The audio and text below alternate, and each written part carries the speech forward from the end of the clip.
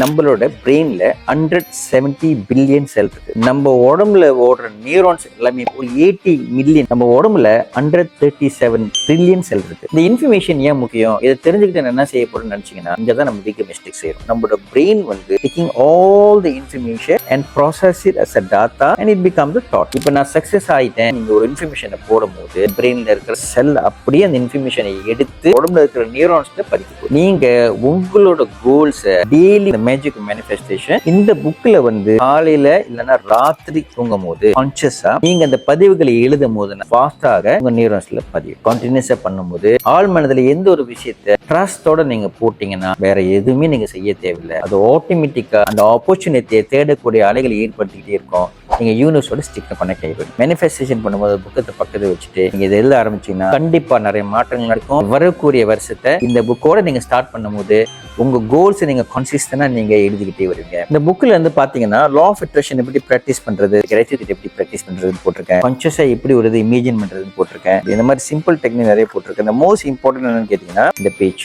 ஒரு 10 இடம் கொடுத்திருக்கேன். ஃபர்ஸ்ட் 5 வந்து நீங்க அன்றைக்கு நடந்த நன்றியை எழுதிட்டு இன்னொரு 5 கோல்ஸ் அச்சீவ் பண்ணிட்ட மாதிரி நீங்க எழுதிட்டு கீழே வந்து ஓப்பன் கொடுத்துருக்கேன். இதை சொல்லிட்டு நீங்க தூங்கும் போது நியூரான்ஸ்ல ரொம்ப பவர்ஃபுல்லா பார்த்து வாங்குறோம்னு நினைக்கிறவங்க என்னோட பயோல லிங்க் இருக்கு, கிளிக் பண்ணி பர்ச்சேஸ் பண்ணிக்கலாம்.